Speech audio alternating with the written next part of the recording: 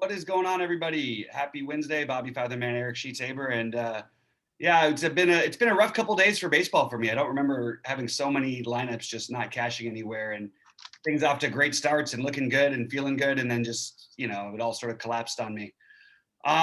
Sheets, I know you didn't say it wasn't great for you either, but you did okay in the NBA stuff. Why don't you talk a little bit about that, and then we'll jump into today's slate.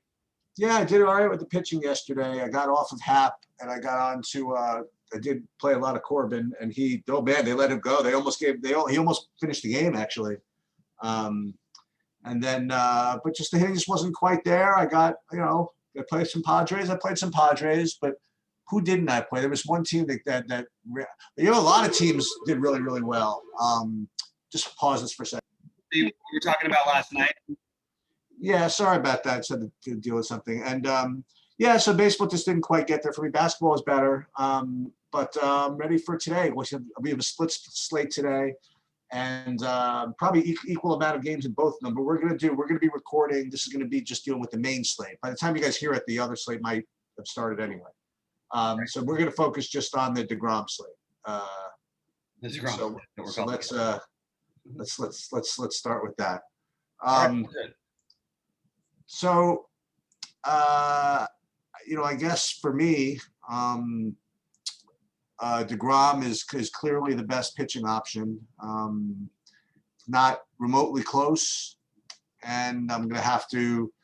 If I play GPPs, I'm going to have to differentiate in some other way because I'm not fading DeGrom. That's my take on that. Do you have anything different for me, or? I don't think that you need to play DeGrom. Oh, all right.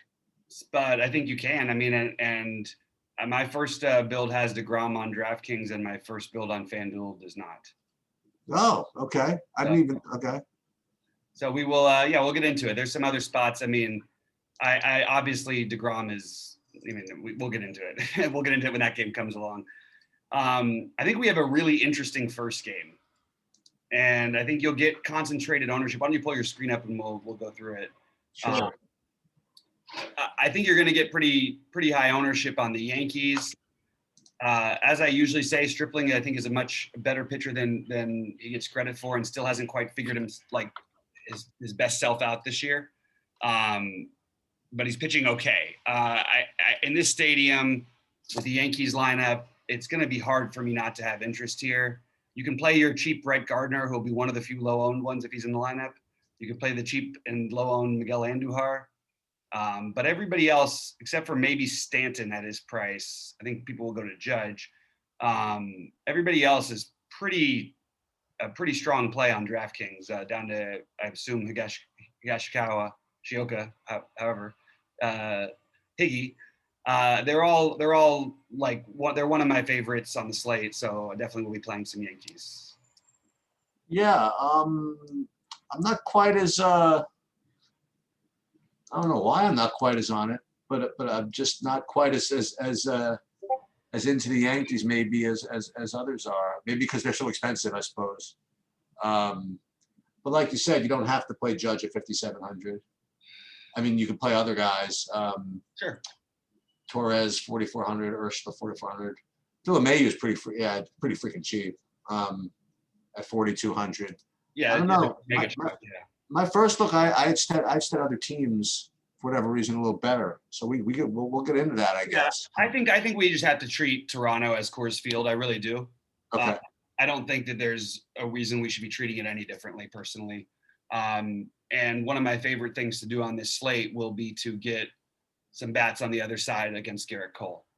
I'm not going to stack them, but I will be playing some Rowdy Tellez. I will be playing some Grichuk, some Teoscar, some Vlad. As these are one-off plays, maybe a two-man, but Garrett Cole is a great pitcher who I think is the type of guy who that the gunk thing or whatever you want to call it could affect. Also in this game, I mean, again, I still want to treat this a little bit like it's Coors. I will play a little bit of Garrett Cole in some of my lineups, but for the most part, I really think that you're going to get no ownership on these guys, and a guy like Teoscar especially stands out at 4K. Cole's going to give up home runs. It's going to happen. He's not going to be perfect out there all the time. This is a tough team. He has a good strikeout rate against this specific team, but they actually are a tough team to strike out as well. You just look at Garrett Cole's game log. He's given up multiple home runs in 3 out of his last 7. He's given up home runs in his last, 3 home runs in his last 2 starts. You're going to be able to get some pitches to hit off him, and this team swings for the fences. So I do think, I think that, playing these guys as one-offs is a really good way to go on this slate. What do you think of Cole? Yeah, I have some interest. And I think there's value if you want to go a different route with your lineup builds and you can play Cole and DeGrom together. I think it's going to be pretty popular actually. So there's another guy I like a little bit later on. You like Kershaw the same as Cole? Two other guys I like. Yeah, we'll get into it as we go. I don't like to give it all away because I like to feel it out and talk. All right, okay, fair enough. And that's why I do it. I think it's. I don't have a decided thing I'm doing every time we do these shows. It's a figuring out too, and that's sort of what I think trying to help people with. The weirdest thing is I actually think like if you want to get really weird with this slate, you also could consider Stripling at 6,100. If he's like 5,100 or something, I would say you should be playing him. There's enough strikeouts in the Yankees order, enough righties. But I do think Cole is in play for me, but I don't have him quite as highly rated as DeGrom, and I think it's close between he and Kershaw. And I think that the other guy I like is Greinke. So all those guys, I mean, they're going to be my main pitching pool, but I do like the Toronto bats where I'm not playing Cole. Okay. And we don't know who's pitching for the Cubs, so this is going to be a tough one. I guess it's just going to be, we'll assume bullpen game for now. But yeah, DeGrom, obviously a good play. I'm actually a little surprised, not at the ownership, but how people are sort of on my page of you can really find an argument to try to fade him here. I don't really. I couldn't. Yeah, I get it. I mean, it seems foolish. Maybe it is. Cubs have strikeouts in their lineup too, and it doesn't really matter with DeGrom anyway. Lineup's a little bit healthier, a little bit better than it was. It is hard to find an argument for a guy who just never gives up a run and who strikes everybody out. I'm just trying to figure out a way to go differently in some spots, and I actually think on FanDuel it's a little different, and that might be where you want to fade him. Which is weird. It's only if you want to do things like play the Yankees like I do today, the expensive ones. And by the way, I do believe Stanton will be the lower owned of the bunch of those guys. So I just want to reinforce that. But Kershaw on FanDuel, with honestly, it's weird to say this about DeGrom, but like, I don't even know who has the longer leash between Kershaw and DeGrom. The thing about DeGrom is that he doesn't it's not like he's going out there pitching 8 innings. I don't think he did he had two games this year. I don't know. I'm trying to find reasons to. It's difficult, but it's not stopped me from trying. Okay. We'll get into the other ones as we go. It's just it allows you to do things different with your lineup. I don't usually love playing pitchers who are going to be 70% owned. But if what I'm hearing is right, maybe it's going to be more like 50%. In which case, I think you want to be over that. I think you do want to be over that, and I think you want to be under the 70%. That's quite a tight range you're giving that there. I think it's pretty. I think it's fair. Like, you know what I mean? Yeah, like I agree. 30%. If he's just as good as the other pitchers, you're crushing 30%. If you're just beating 50% of the field, it's a little different. I don't know. That's true. You want to talk about Baltimore, Cleveland here? Yeah. I'm just kind of locked into what I'm doing with the pitching and stuff. I'm not getting to Savali or Aiken. Yep. Although, I mean, if you wanted to try a cheap guy, is a better cheap guy than Aiken. So I wasn't gonna play him either. But I am interested in the hitting, specifically the Baltimore side. Okay, that'll be different. Yeah, I like that. Santander, Mullins, Mancini. I will see to you on that one. Galvis. If you want to pay up for pitch, especially if you want to pay up for pitching, these guys are cheap enough where they rank to be pretty good values. So I got them ranked pretty high, and that's short slate. I'm gonna play them. Yeah, Savali can give up some power in general, has been pretty damn good. He did give up 3 home runs against this team the last time they played, so you can take that as for what it's worth. Was that right?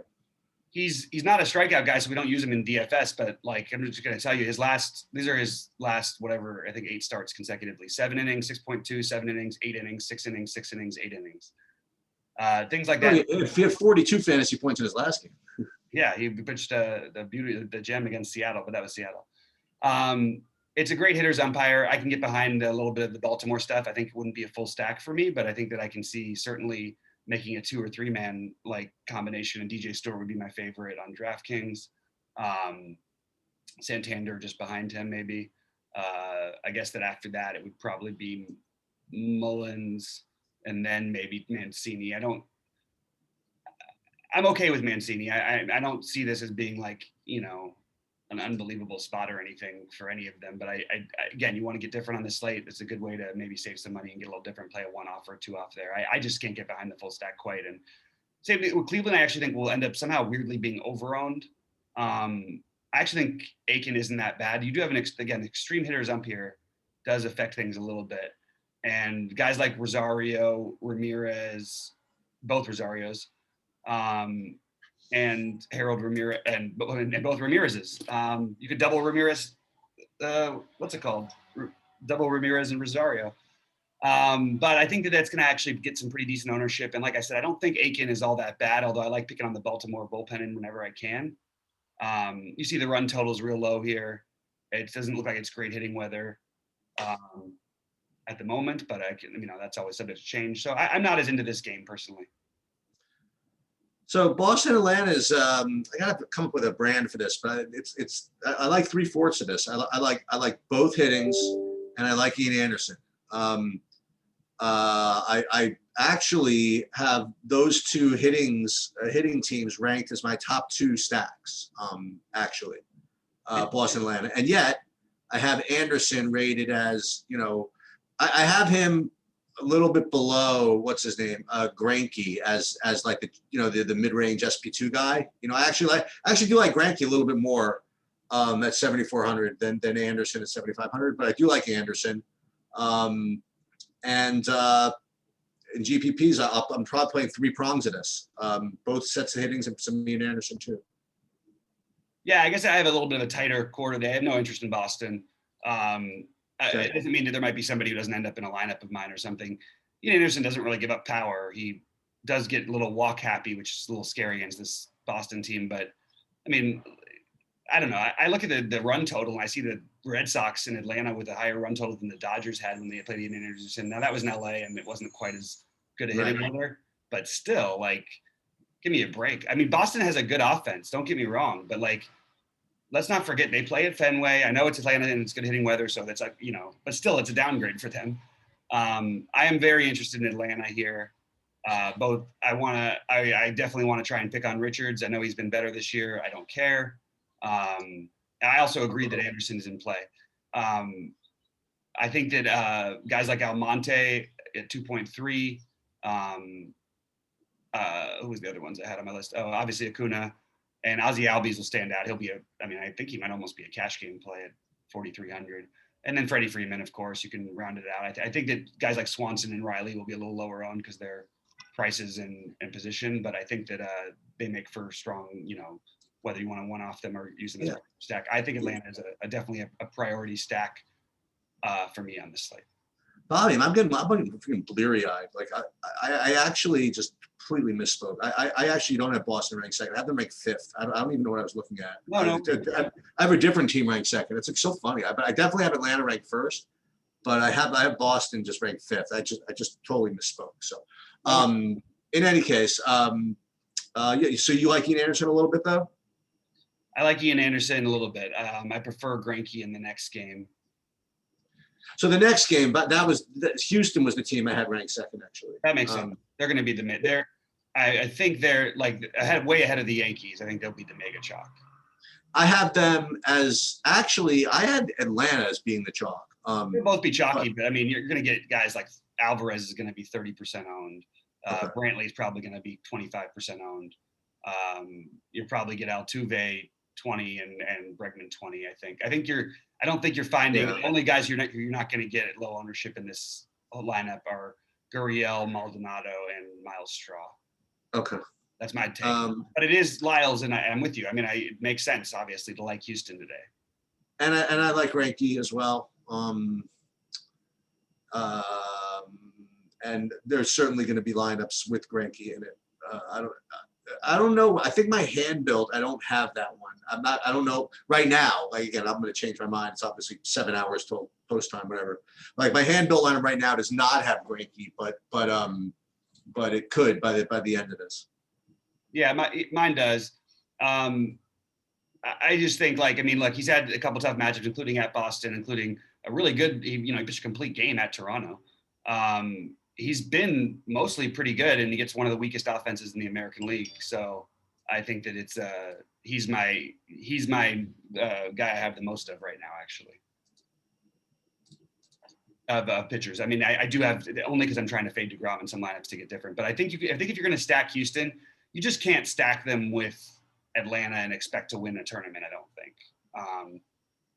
Or the Yankees probably, but you could maybe like you're in a 5-3 or 4-4 or something like that. Yeah, if you're going to do that, it would be probably a little too chalky for my taste, even though it's kind of hard to do and pay up for pitching. So that leaves a few other things to be figured out a little bit. And if you're not playing Greinke, I think you can go ahead and play Joey Gallo or Adolis Garcia. That's pretty much it for me. Has he cooled off a little bit, Garcia? Yeah. Okay. Well, he had to cool off. I mean, that was unsustainably incredible. I like DeSclafani a little bit in the next game. Mm-hmm. He's not like a priority or anything like that, but certainly as, to spread around your SP2s if you want to do that. I mean, you can play some Anderson, some Greinke, and pay down a little bit for DeSclafani. I think he's perfectly reasonable.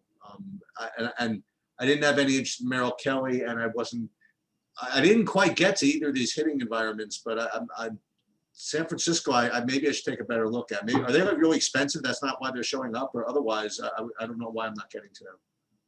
They're more expensive than people want to pay, and I love it. Oh, beautiful. Okay. They're my other. I think if you're going to stack Houston, you could do it pretty comfortably with San Francisco. Things like Brandon Belt at first, because you don't need to play Gurriel, although he's shown a lot more power this year.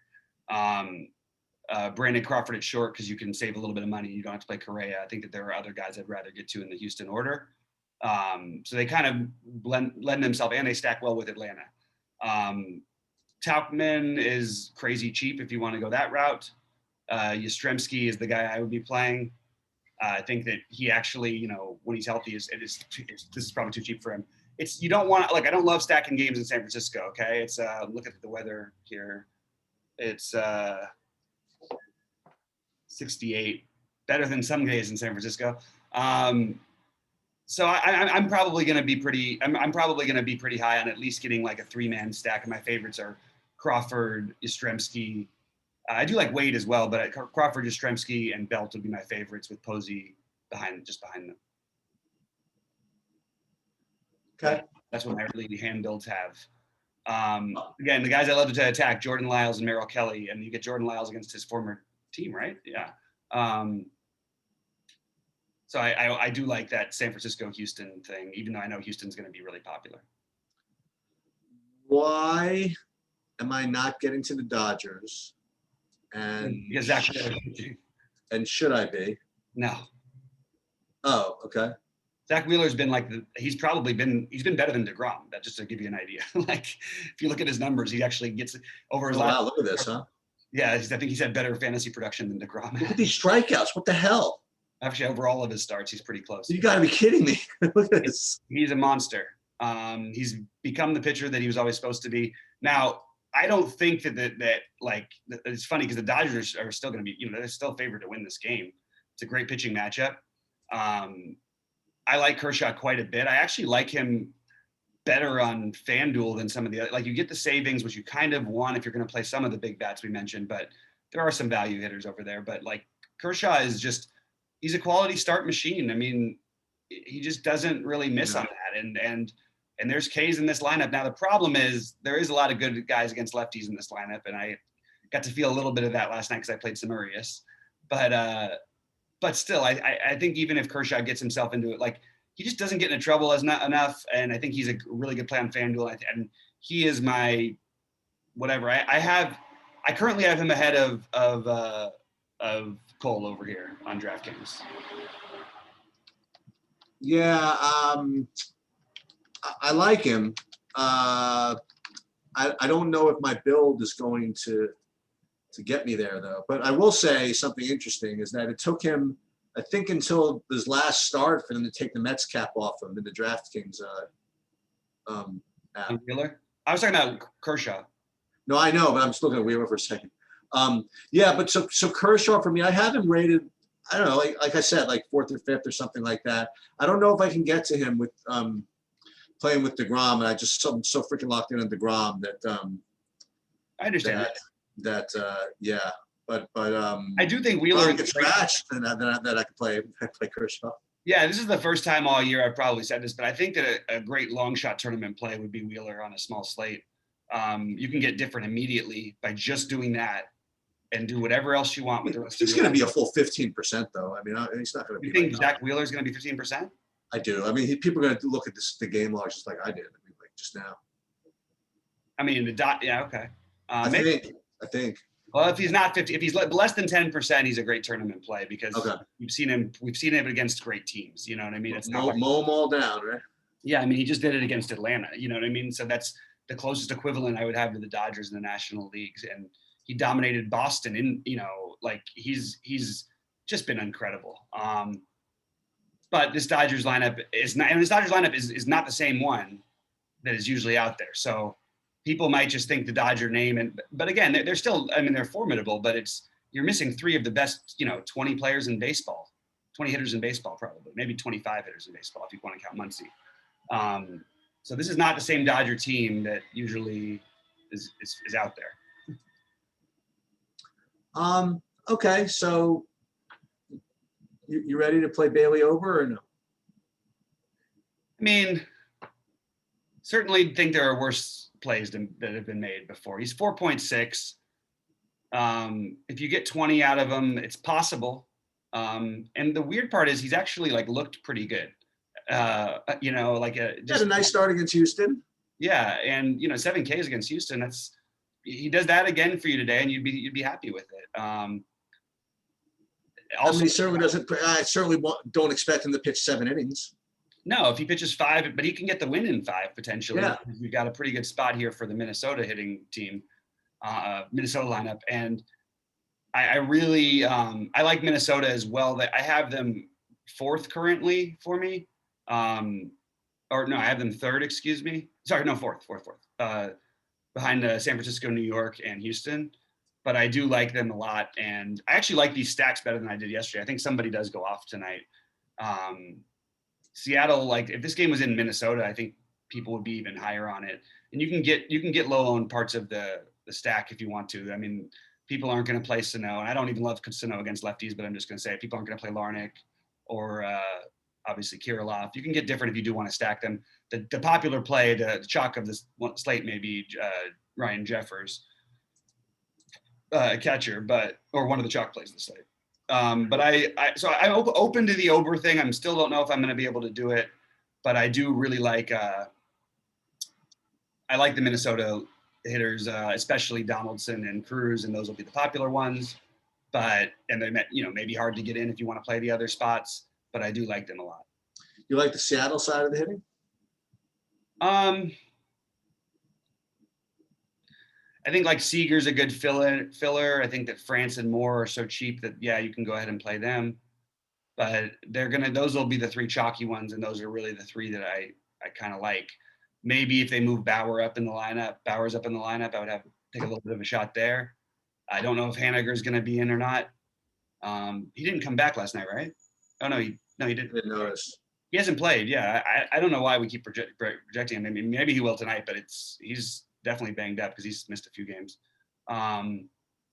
If Haniger's in the lineup, they're a much better lineup and maybe more. Like I like Haniger a ton on FanDuel, but I do think that Ober is in play at 4,600 against a team with like a run total under 4 for a guy who's been okay. So if you want to do something different, you can go down to that. It's just you're giving up some potentially very high upside with, some very high upside by either double stacking aces or I think even Greinke has a pretty solid upside today. Okay. Want to review what we like here? Yeah, so I think that it's pretty basic for me. I like DeGrom, Greinke, Kershaw as my main pitchers. I'll be mixing in the Cole, DeSclafani, Anderson, and Ober. I really like San Francisco as a contrarian stack. I just don't think they're going to be as high owned. I think there'll be parts of them owned, but not as high on DraftKings. I like Houston, and I like the Yankees, and I really like the Toronto one-off thing where I'm not playing Cole. And if I was going to play a ton of lineups today, which I'm not, I would be trying to fit in as much of that as I possibly could. Just like in almost every lineup without Cole, try and play one unowned Toronto back, because I think you're going to see at least one home run in that game from that side, and no one's going to play any of them. My main builds on pitching is either going to be DeGrom, Ober, or DeGrom, Greinke. That's going to be those are kind of almost standouts for me. Kershaw, again, I think is a really good play, but I just don't think he's going to make my builds. Anderson would be another guy that I might play if he's going to be less owned than Greinke. I don't know how that's going to actually play out. With respect to the hitting, right, again, this is, I guess, somewhat early, but I mean, I'm not that early. I mean, like right now, I'm not getting the Yankees at all. For me, it's Atlanta, Houston, and then Baltimore, Seattle, and Boston. So that's where I am now. But we got 6.5 hours for me to talk myself off. So. Sounds good. All right, well, we're gonna come back with an NBA video, and you guys will see this after we already do a live thing, so I don't need to tell you about that. Anyway, good luck, everybody. We'll see you at the top of the leaderboards.